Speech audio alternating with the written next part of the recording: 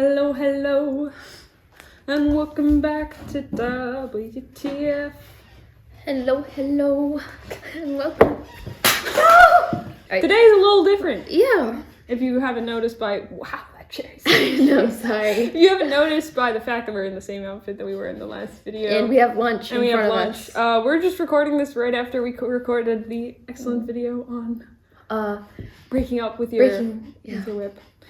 Work in progress. Work in progress. So, if you're joining us after that, hello. Yeah, hi. It's good to see you. This is just going to be a really laid back, probably meandering. Yeah, this is probably just going to be a really stream of consciousness. So, that's not your cup of tea. You can go watch book tea. More. Yeah, you can go watch book tea or writing advice or snippets of life, anything. So yeah, right now if you want to hang out with us, though, if you're eating, is awesome. Yeah. Oh. If you want to hang out with us more, you can join our Discord. Maybe I can. I tried to convince Ella that we should film this video while we were making food so that I could talk more easily. But for some reason, she didn't like that idea. We should really be sitting on the opposite sides. Mm-hmm. In case you haven't noticed, I'm left-handed. I'm the only one in my household that is left-handed.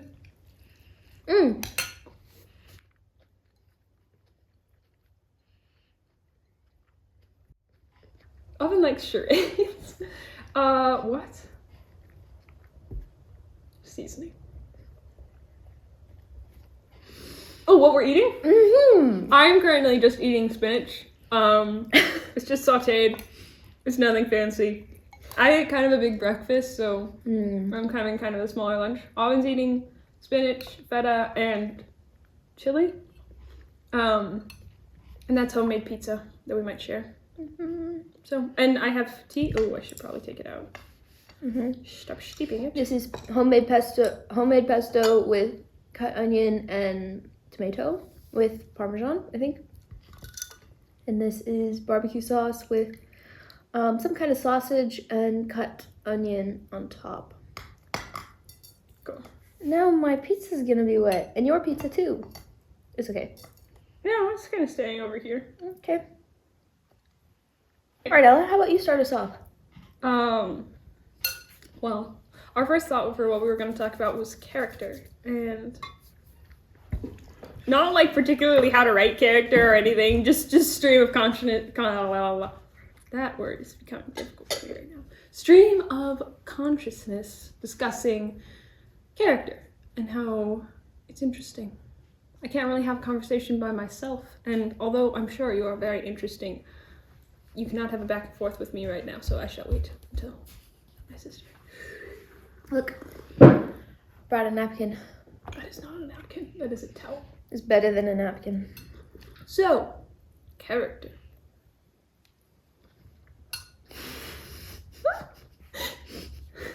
What is your favorite character right now? In any media? Any book? Any story? Of all time? No. Or just current, right now. like, favorite? Current favorite.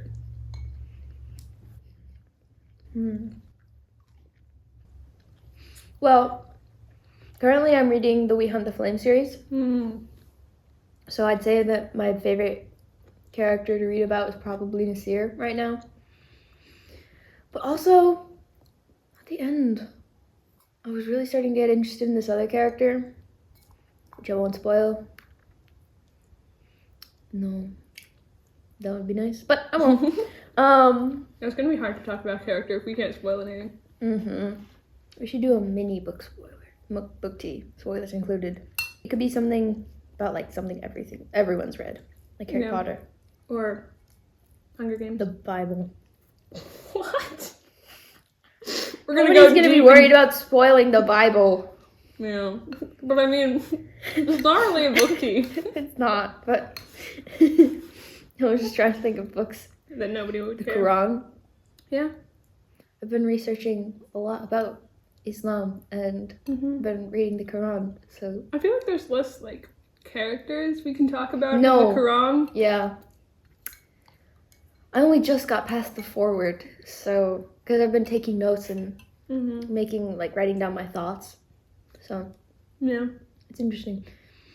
Should we talk about ourselves a little Ourselves? bit? Yeah, I was thinking So I that. was gonna like give my background a little bit. So I grew up Christian, and You say that like I didn't. right. We both grew up Christian, and we went to church as kids, on and off. Yeah. There were large portions of our young childhood where we didn't go to church, and then kind of when I was in, I was 14. I was 14. Wow, you seem so old. I know I did. In my mind, I was old too. Yeah. And when I was 14, we kind of left the church, and well, we also like went and traveled around the country in a camper with our family, and sold our house in Raleigh, North Carolina, and left everything behind kind of for a while, and started traveling, and I already started writing Indigo at that point. Yeah. And it's kind of hard to like explain what religion I am. We don't really follow a religion. It's because what I'm pursuing is the truth or God. So I'm finding him, like I definitely think. Yeah, we still don't go to church. We don't participate in any particular religion. Yeah. We just, I mean, we pray before meals and stuff. We do. But I think that's like outside of any particular idea of God. We do believe in Jesus. So we do, often when we tell people that, they're like, oh, so you're a Christian. But I don't think that that's an accurate title for us. I mean, it's very interesting, and always religions are fluid and very different strands of every kind of religion. So I would just say we're not religious people. We are spiritual people. Yeah. So. And I was trying to explain that to a friend, and she was like, well, aren't those the same thing? Yeah. I'm like, not to me. I wouldn't consider them the same thing. I think I know people who would, but yeah. We believe that religion is like the specific practice of a way of honoring God, and then spirituality is finding the connection to God itself. Yeah. So we don't have a particular way of honoring God. So we keep like learning about new ways or new practices, or mostly just like living in connection to the being that made all of the universe and loves us. But yes, I think Muslims believe in Jesus too, but we believe that Jesus came and forgave and changed the world by being a sacrifice. By paying the world's sin debt. So So, I mean, even in Christianity, that's argued. We don't. It's interesting because I think that that's where we most divert from Christians, is with like the most classically core belief of Christianity. Anyway, that's really complicated, and we could get super deep into it. But and I love debating and talking about religion and God and and I think what's the not biggest God thing, versus what is God. I think the biggest thing about us is we are never gonna point blank reject a religion as wrong. I don't think, or at least I wouldn't. I would always listen to someone if they were going to tell me about their belief system. So it's obviously like,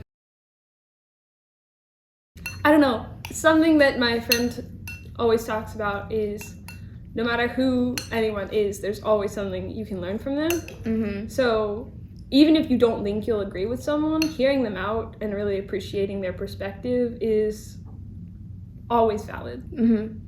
That's our belief system. How would you say that affects your writing process? Oh, yeah, definitely. It affects it in, I feel so much more freedom, I guess, with my writing process. I constantly pray while writing. Not constantly, but I regularly just ask God to guide me, and I know that I couldn't have gotten nearly as far as I have in any of my works without God. So yeah, I think having that relationship and connection to God, I mean, the being that created everything obviously has a lot of creative energy, so it always Yeah. Mm-hmm. It's always been a part of my creative process. Mm. It's kind of similar for you, right? Yeah. I don't know. It's hard to parse out, like, what is affected by something that I, like, grew up with for so long, you know? Mm. And different parts of me have been taught so much by different things. Like, Yeah. I started out acting when I was pretty young, Mm-hmm. and I got an agent when I was like 12, and then did a tiny bit of professional acting. But the training I had as an actor really affected how I write. But I think that kind of affects my technique, but writing not writing, but God, believing in a God and believing that I'm deeply loved and there's absolute truth and there's beautiful meaning in each person and everyone is equally loved and equally important in the universe kind of drives me forward in writing stories about people with backstories. And writing is always kind of like a playground for real life for me. It's like, this is how I process feelings, this is how I think about things in the real world through my writing. So I think it helps me with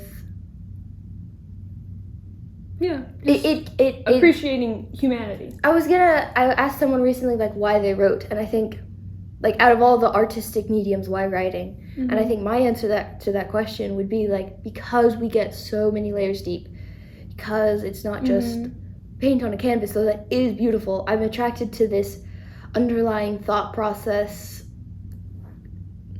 explanation, or what's the word I'm looking for?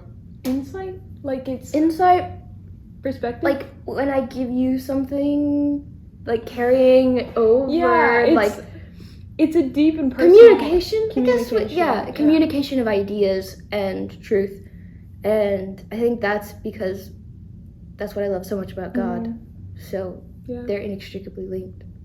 Yeah. Art is how I find God a lot. I think also something that has affected how we write is we're both American. Obviously, we still live in America. And we have constantly been surrounded by so many different cultures. Like, I mean, we grew up in Raleigh specifically, so Raleigh, North Carolina. So there were so many different types of people and so many different cultures, and it was, never an odd thing for me just seeing so many different stories all at once with such vastly different backgrounds. Yeah. Which I think is one of the reasons why it's so fascinating and almost, I guess, easier for me to write such varied characters. Because I've seen varied lives and I've met varied people and I've been in so many different cultures, I guess.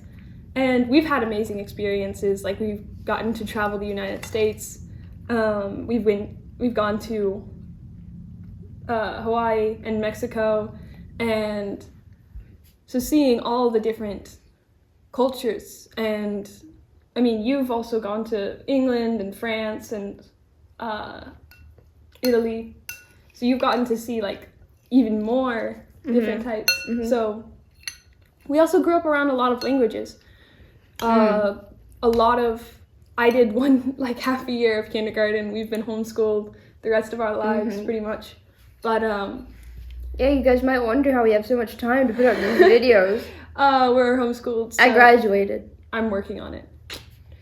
So I graduated from homeschool. I homeschooled since grade 4. Yeah. Wow. And then I had homeschooled most of before grade 4 as well. I had gone for a whole year in first grade and half a year in fourth grade. Other than that, I've been entirely homeschooled. Yeah, well, Aubin did half a year in fourth grade. I did half a year in kindergarten. And it was very common for kids in my class to only speak Spanish to their parents. And it was very common everyone looked very different. So I was surrounded by vastly different types of people. And we also did a homeschool convention. And there was also so many different people. Co-op. We did do a co-op, but then we also did see classical conversations, which I don't know if it's called, like, technically a co-op. I think, yeah. Because not everyone teaches. Like, only people with training and schooling teach, so. Yeah.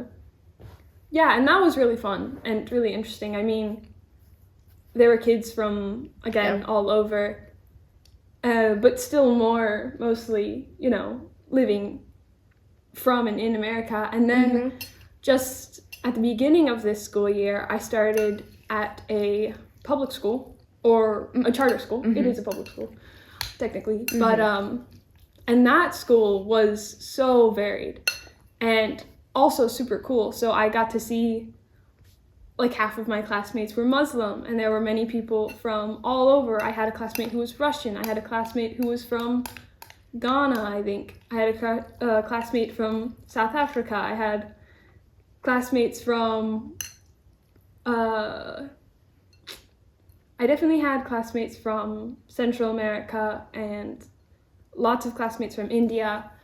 So it was so cool and varied, and the school is made to be very international, so that was a really fascinating perspective again. So I think just being able to appreciate and see so many different cultures has definitely affected how I write. And we've also gone to sign language classes and spent time with deaf teachers, and that was amazing and definitely influenced one of the prequels to my book. One of the main characters is deaf and uses sign language. So, not like ASL, or... Even more characters are deaf. Oh, right. Only one of them is deaf, but only a lot of them use sign language. Yeah, many of them. Like the three main characters in that book all use sign language. And actually, I have two different types of sign language in that story. So, just developing a broader perspective has definitely influenced how I write. And I think the coolest thing about how connected the world is you can learn so much. I mean, especially because I'm homeschooled, I get to study on my own time and learn what I want to study. I had a class on folktales, fairy tales, and fables, so I learned different folktales from all over the world. I learned different things. I've also loved anime, so I learned a lot of Shintoism, and I learned so much about how that affected Japanese history and culture. I've learned some about Buddhism, especially in Japan, because I did a whole class on Japanese history. We're learning about Islam, and I mean, I got to learn some from, actually Muslim classmates, which was super cool. I've learned about one of my favorite types of folklore to study are Celtic folklore, so I've learned a lot of Scottish folklore, a lot of Irish folklore, less from the other Scottish lands, but just learning about how all these things that we now have that are so, like, classically, like, I don't know, it's just so fascinating, especially as a writer who takes so much inspiration from fairy tales and folk tales, learning about how they originated and learning how we first got the idea for them, which I think is super cool. I'm more than halfway done, guys. Aubin's a slow eater. I also had way less than you. Yeah, you did. Wow, yeah, but you, like, only had some spinach. I only had some spinach. Another thing about folktales and fairy tales is I have always loved the Brothers Grimm tales. I have so lovable. Actually, it's fascinating to learn. Apparently, the Brothers Grimm wrote the stories down to be less dark than they originally were, which is very interesting. I have an even less dark version of them in my room. I read that as a kid. It's really cool because it has where the fairy tale came from. And anyway, I have always loved fairy tales. So I mean, of course, when I was little, I watched the Disney movies. So, Yeah. Cinderella, I mean, My Name's Ella. That was classically one of my favorites. So being able to see the origins of them and learn the deeper things about them has been fascinating. And I feel like a lot of people almost get annoyed at like, oh, there are just so many fairy tale retellings now. And I do see that there are a lot of them. But what bothers me about them isn't that there's a lot of them, it's that they don't vary. Or they all are unique from the story in the same way. I don't know. There's so much from the original fairy tales that people don't work with that I find really disappointing. Marissa Meyer's Lunar Chronicles, she talks about how when she was learning about the Cinderella stories, I mean, Cinderella, that's the story has been seen all throughout the world. And one of the earliest documentations of it was in China. So that's why Cinder is Chinese. So learning things like that makes your story even more unique and more yours. So I think that has been one of the coolest things about being homeschooled and being raised, especially in America, where I can see so many different cultures, is it gives me that perspective of like, oh, I wonder where this really came from. And again, being raised with the internet, I can find out really easily. So that's another amazing thing about how I grew up. Nice. You finished your food? I did finish my food, yeah. Nice. Well, actually, no, but... Oh, can I? Yeah. I figured you'd want the other half. What I was going to say is that, obviously, you can disagree. Totally respect your opinion. This is just my opinion. I think that the idea of a loving creator who made the world and made all the people in it, I think, gives me a respect for all life in and of itself, no matter what situation or how it appears or manifests. That kind of anchors you in the truth of universal love, or at least respect, though love would probably be the full manifestation of respect. And I think that idea that everything, all the people are to be appreciated, gives you this like wanting to understand who they are, because you just want to know about people who are loved by the same person who loves you. So yeah. And I think it kind of, whatever, I'd say that I often experiment with people I find irredeemable or unlovable in my books, like particularly in Gabriel. Yeah, I mean, you have 3. Yeah, I have 3 villains. At least 3. At as least main 3 characters. As main characters. All the main characters are technically not... Yeah, they're technically bad guys. Can I try your tea? Absolutely. In my second book. So this is homemade kefir, which is a probiotic drink very similar to kombucha. But less tangy. Very much less acidic. It's much sweeter. It's kind of like homemade soda. Probiotic. Yeah. But less bubbly.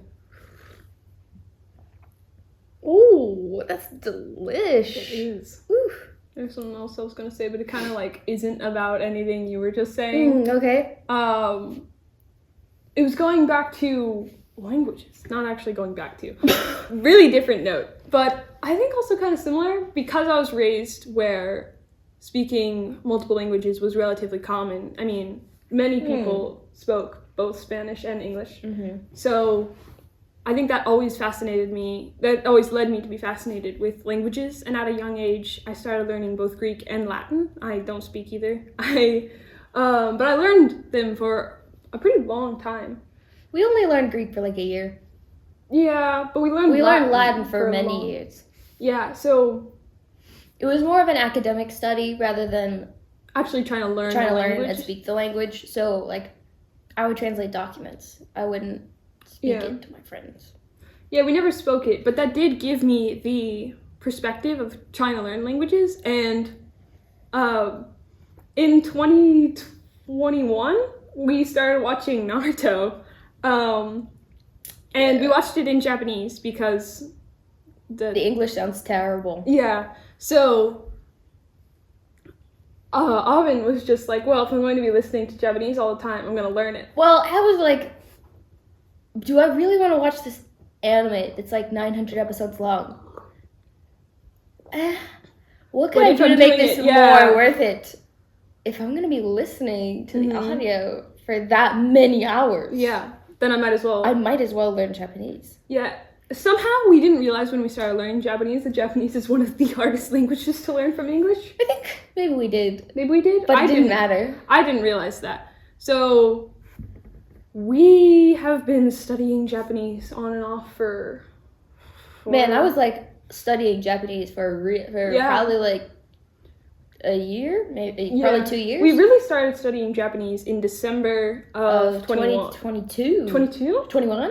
I think 21. it was December of 21. And I really studied it probably until all of 22. All of 22. I took an actual Japanese class from like the first semester of this school year. So back in the fall of 2024. So that was amazing. First of all, I had like the most lovely teacher ever. And I had really great classmates. It was all online. So I could do it from my bedroom, which was awesome. So that was amazing. I think that's the most important way. It's like when you're learning an instrument, you're never going to learn how to hold it correctly if no one corrects you. And if you're learning how to speak, you're never going to learn how to speak correctly if no one's correcting you. Yeah. So it was super nice to have a teacher who would correct my pronunciation. And she knew that I was very passionate about it. So she would often call on me and often correct me. Yeah, she was much gentler with a lot of the other students who were struggling more or seemed less enthusiastic about it. So I really appreciate that. Often I have been the most called on kid in whatever class I've been taking because I care a lot about learning. So it's really awesome when I get to learn more. I don't know, I just love being pushed. I often get things really, really wrong. And I think the most interesting example of that was when I was doing public school at the beginning of this year. In my math class, it was Math 2. I'm a sophomore, kind of. So Math 2 honors. And it's interesting because that's a very high-level school, so a lot of my classmates were actually freshmen. So it was so interesting because I wasn't exactly confident in my math, but I was confident. So I would answer questions and I would get them wrong a lot. But I got more questions right than anyone else because I tried more. So at one point, the teacher was asking, like, all right, so who's the smartest kid in the class? And this girl behind me was like, oh, totally Ella. And I was like, what? Yeah. You got like 95 on the test. I didn't even answer all the questions.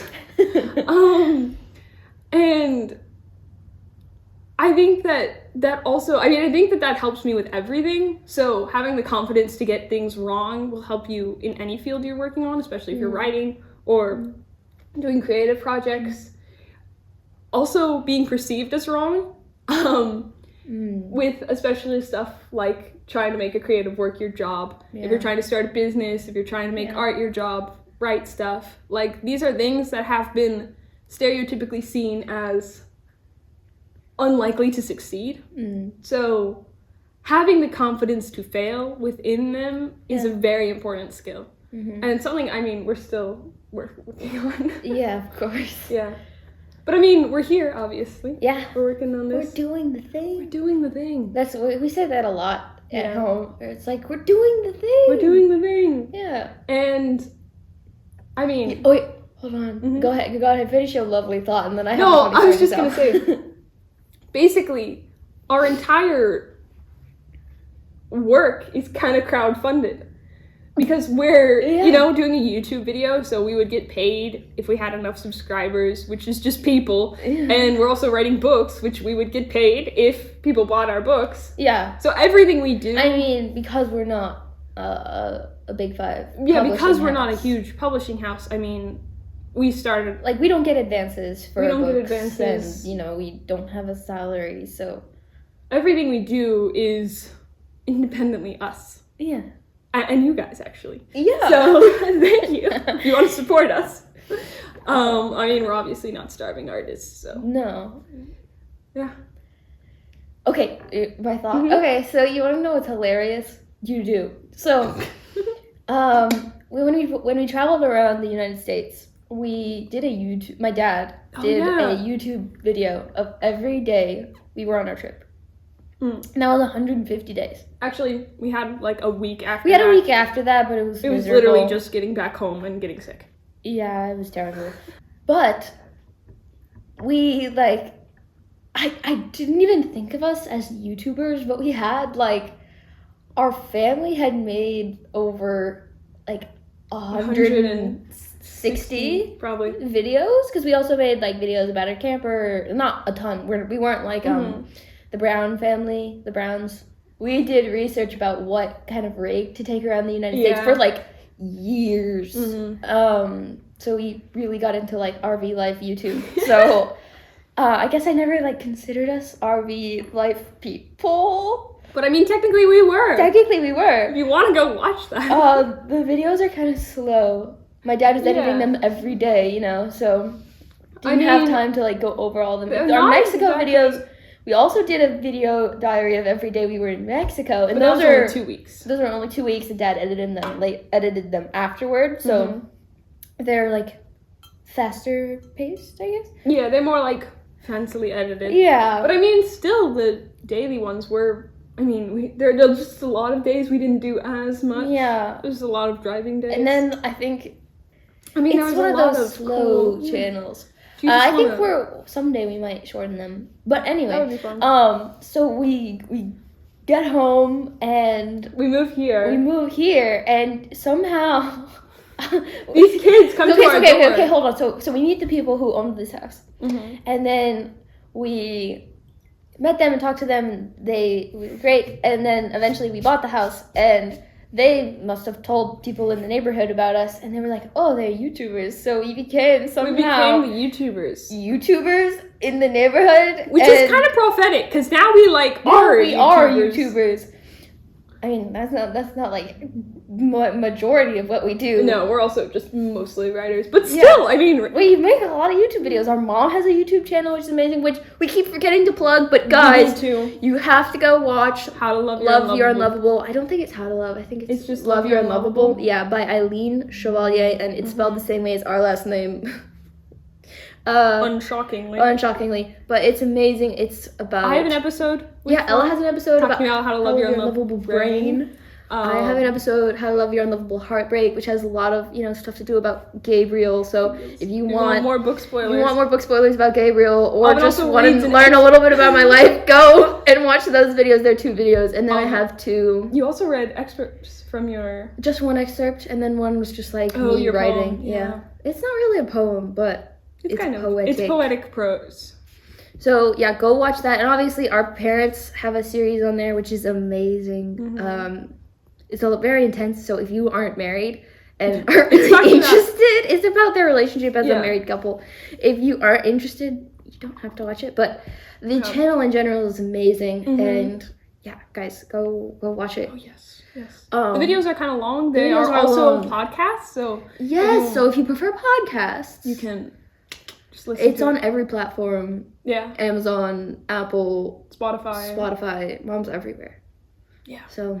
Yeah. I also you did the 2. You did. I think you read 3 poems. So if you want to hear my poems, we can go over there. Yeah. What was I gonna say? Oh yes. So one day I was. Okay, so again they're YouTubers. Wow. Everyone in the neighborhood was YouTubers. What? Okay, so first YouTubing story is I was, just at the house. Thank you. And I hear the doorbell, and I go to the door. There are these 3 9-year-old boys, No, They're like- they were like, I feel like they were like 9 and 10. 9, 10, Maybe 12, one of them. 11. 11? Mm. They explained their ages to me. And I was like, hey, nice to meet you guys. And they were like, hey. And then they were like, are you YouTubers? And I was like, I guess. In a way. In a way. And they were It's like, what not do you YouTube about? And then, like, they were really disappointed that it wasn't gaming. Yeah, no, we're gamers. That's... They were very disappointed. But, yeah. And then I was taking a walk. Our and YouTuber fame has kind of waned over the Yeah, I think time they that we've realized been that we here. aren't really YouTubers. YouTubers. Not yet. So I was walking and I was kind of late to this like online call with my friends. So I had to start calling from my walk. Yeah. So I just put my earbuds in and I had my phone up because it was video call. So I was walking down the street like this. I was almost home. Yeah. But someone was like, oh my gosh, you look like you're a YouTuber, like vlogging your life. Like, hey guys, welcome to a day of my life. Which we actually will. Which we actually will post eventually. We have those videos. of a weekend of our life. Yeah. But we haven't posted them yet because it would take a lot of editing. But anyway, so then I like jokingly was like, guys, like the weather outside is so nice today. Welcome to a day in my life. I was just taking a nice walk. Blah-da-da-da-da.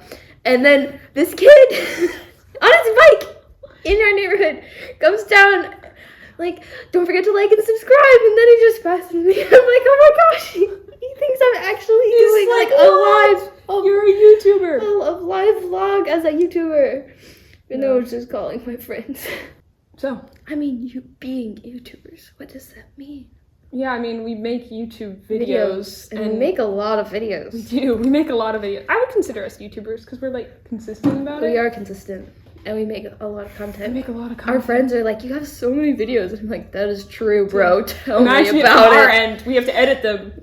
And then, like, research how to, like, do the doings of putting it up and making it work and do YouTubing is a lot of work. Yeah. And also writing books. And also writing books. But it's okay. We like work. We like work. We like our work. We like our work. Like, making videos is honestly really fun. One of the best parts of my week. I love making videos with you. So, and I love reading comments, man. Yeah, our guys YouTube are so comments sweet. are the best. And it's like always so unexpected. Like the first time I read a nice comment, our first few comments were just correcting us about knowledge of this light novel series called Beginning After the End, which is getting an anime. So people are really hardcore fans about it. Which understandable. It's a great series, but anyway. And we've only read the first book. We've only read the first book. So they were correcting our knowledge, so that was kind of like anticlimactic. But then we got We got so many sweet comments. Our first sweet comment, and it was like, oh! We've gotten so many about like writing and how our writing advice has helped people, and that's amazing. That's so I nice. mean, helping people write is like one of my dreams. Yeah, exactly. So, thank you guys. I'm glad we can help. Absolutely. Yeah. So. Also, we've been doing like, other than, you know, our work, we've also been doing the hobby of learning the guitar. I mean, I feel like I can't claim that. I haven't been working hard enough to really.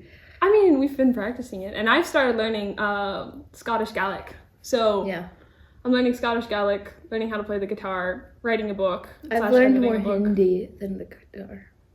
Yeah. And I'm making a YouTube channel. Yeah. Probably doing something else. Eating, living, existing. Laundry. I need to finish my laundry. Which might be a good place to end this video. Yeah, guys. Well, thank you guys for hanging out with us during lunch and learning some stuff. Hope you enjoyed this, like, really random, philosophical, jokey discussion. Really random, yeah. Yeah, so put in the comments what you ate for lunch, or, you know, your takeaways from our philosophical chat. Either one is good. So, yeah. And if you liked this video, you might like the art of drafting, which is also us getting into our philosophy about what makes drafting or writing in general so impactful. We have also several, I mean, not just several, we have many books about writing advice, and... Not books, videos. We have many videos about writing advice. Right. And we have many videos about books that we enjoyed. All right, book tea. Book tea. Us chatting about books. Can hang Did out. we already mention book tea? Probably. Probably. We're We've always also- talking about Spoilers Included, which is our book club, which Tempest of Tempest Tea. of Tea will be is this the month's. book for March. Yeah. So the audiobook is great. So if you don't believe you can read the physical book, get the audiobook and then put it on like 2 times speed, and then you'll be able it's to like finish done in like 6 hours. it. Yeah, I think it is about a 12-hour long book. So yeah. Thank you guys for hanging out with us. Yeah. See you tomorrow for Friday. Eat for lunch, BTF. drink water, stay oh. hydrated. Love you guys. Think about Friday. I will be releasing the title / And cover art of my book. Yeah, will tomorrow. we not do book tea? I guess we'll just have to skip book tea. It will just, I guess we'll not have book tea this week. We will have, Release party. it's kind of book tea. It's book tea for me. Yeah. So. Yay! Bye. Bye.